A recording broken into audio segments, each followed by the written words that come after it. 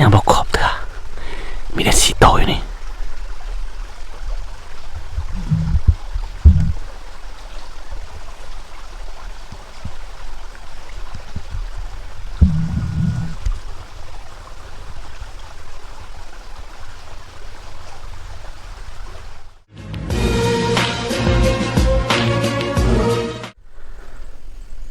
สบายดีแล้วก็สวัสดีทุกคนยินดีต้อนรับเข้าสู่ช่องอาคาน้อยพบกับบรรยากาศค่ำๆมืดๆแบบนี้เนาะคือเนื่องจากว่าเฮาบ่ได้มาสวนบ่ได้มาบ้านสวนนี่เป็นเวลา1 เดือนเต็มๆเนื่องจากว่าเป็นไข้เป็นหนาวเนาะทั้ง2คนเลยก็เลยว่าไก่ที่เฮาเลี้ยงไว้ไก่เป็นไก่ป่าหมดเนาะตอนนี้เฮาสิไปตามหาไก่ก่อนเนาะคือที่จริงมันเป็นไก่บ้านน่ะทุกคนแต่ว่าไก่เป็นไก่ป่าหมดแล้วบ่ฮู้ว่ามันไปทางใดไปนอนทั้งใดบุหูนะเดี๋ยวสิไปรุ่นน้ำกันมี2-3 โตยังบ่ครบมันไก่เป็นไก่ปลาหมดแล้วเนาะหาบ่ได้เห็นเลยนะแต่ว่าน่าจะนอนตามต้นไม้ไม่ยังกันเอานี่คือแบบว่า ธรรมศาสตร์แท้เลย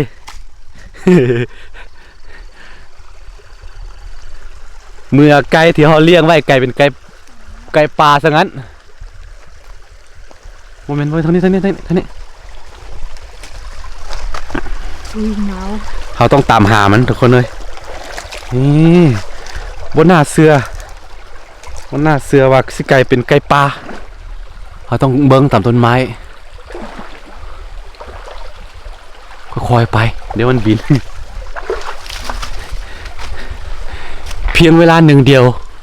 ว่าเพียงเวลา1 เดียวเพียงเวลา1 เดือนเต็มๆเนาะไก่เป็นไก่บ้านซะงั้นไก่บ้าน ไก่บ้านไก่เป็นไก่ปลาซะงั้นใช่ปะมีบ่บ่ฮู้นะไปทางนี้กัน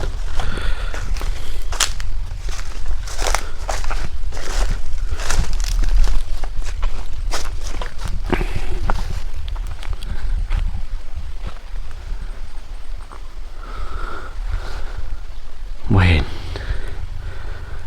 ไปทางไหนวะ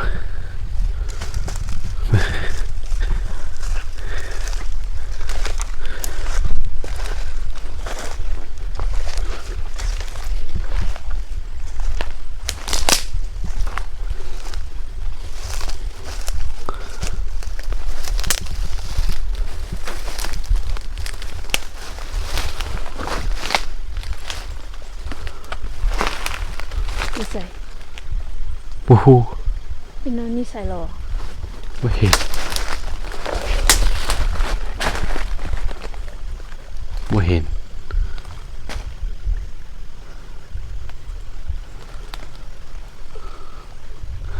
ตอนนี้เฮาซอกบ่เห็นบ่ฮู้ว่ามันอยู่แถวพยายามซอกไปเรื่อยๆ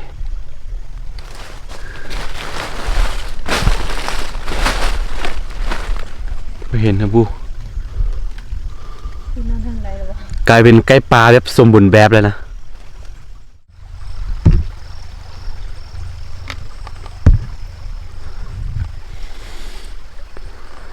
ตอนนี้เรากำลังตามหาที่นอนของไก่ป่าเด้อ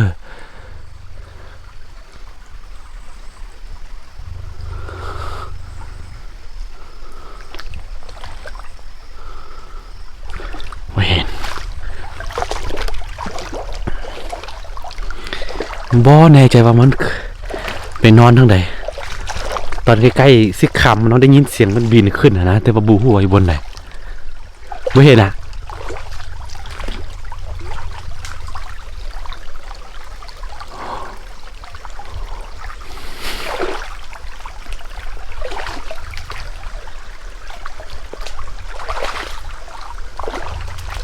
ที่สิลืมเฮาไว้แล้ว หลังจากบ่ได้มา1 เดือนหลายมือเติบแต่ปกติเขาก็มาเกลือกะยุเกลืออยู่เนาะแต่ว่ามันสิออกไปหากินอยู่ป่านะมันบ่มาเวลาคนมามันบ่เห็นนะก็เลยว่ามันซอกก่อนนี่ขี้ไก่ไว้ค่อยๆเชิญหนีเลยติ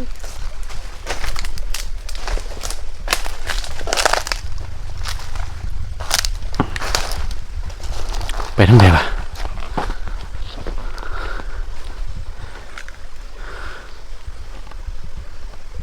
ไม่มี บ่มีโอ้นั่นพี่ให้นอนพี่เห็นละเห็นละอ่ะโยน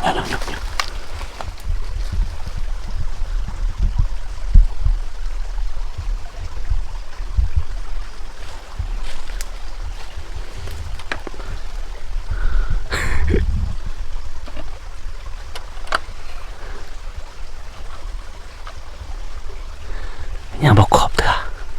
มีแต่สีโตอยู่นี่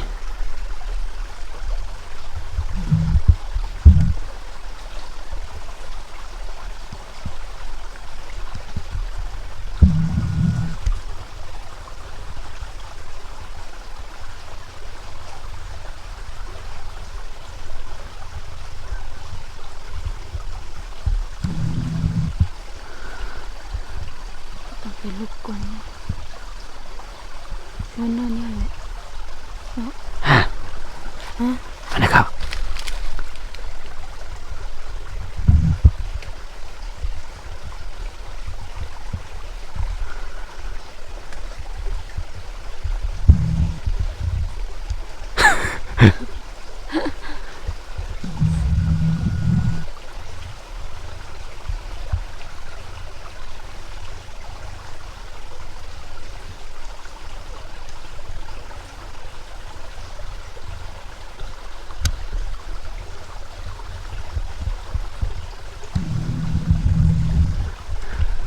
ในที่สุดเราก็เจอ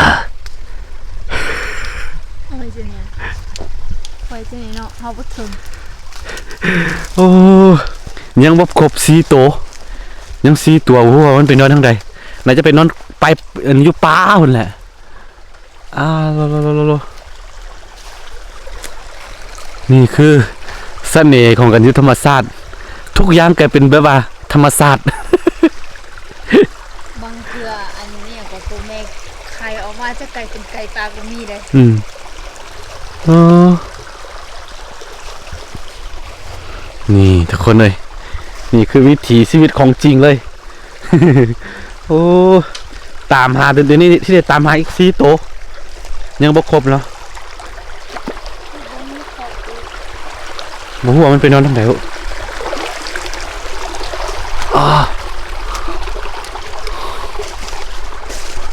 บางทีมันก็จะไปนอนอยู่ป่าพุ่นนะไกลๆเนาะมันบ่กลับมาเลยหากินแล้วก็แต่ว่าเวลาเฮาเอิ้นมันก็กลับมาอันนี้เฮาป้าโดนพดบ่ได้มา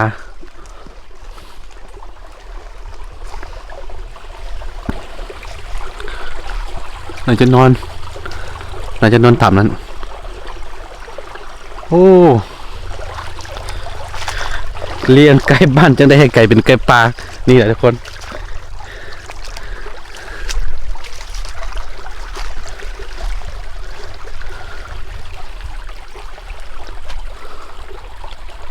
น่าจะนอนต่ำนี่หรือว่าต่ำนั้น